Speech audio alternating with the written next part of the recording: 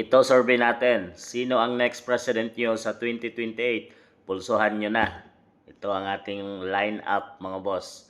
BP Inday Sara. Ayan. Rapi Tolpo. Lene Robredo. Sandro Marcos. Yan. Reza Hontiveros. At Ping Lacson. Yan mga boss. Kung sila ang anim na candidate sa ating 2028 presidential election, sino ang iboboto at karapat-dapat na mamumuno sa ating bansang Pilipinas? Nakasalalay dito mga boss ang kinabukasan ng ating bansang Pilipinas at ng mamamayang Pilipino. Ayaw na nating maulit muli ang ganitong korupsyon na nangyari sa ating bansang Pilipinas. Ang kahirapan, ang walang trabaho, ang walang proyekto ng administrasyon. At ayaw natin itong maulit muli. Kaya maging wais kayo mga boss. Nasa inyong mga kamay nakasalalay ang kinabukasan ng ating bansang Pilipinas. Piliin nyo ang tama at napupusuan nyo na siyang mamumuno sa ating bansang Pilipinas. Yung hindi takot mga boss, yung hindi nasusuhulan ng mga oligarko. Kasi yan ang oligarchs ang naghahari sa ating bansang Pilipinas.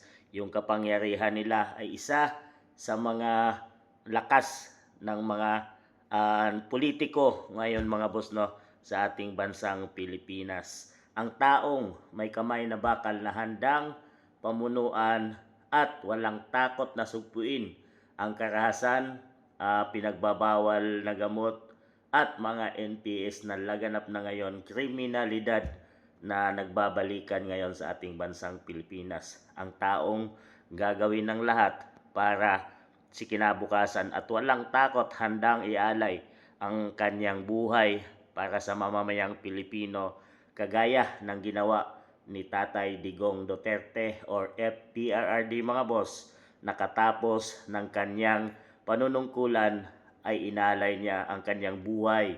Kahit hanggang kamatayan ay nakakulong siya ngayon sa ICI para pagbayaran. Dahil alam at sinasabi ng karamihang mamayang Pilipino na mali ang kanyang ginagawa.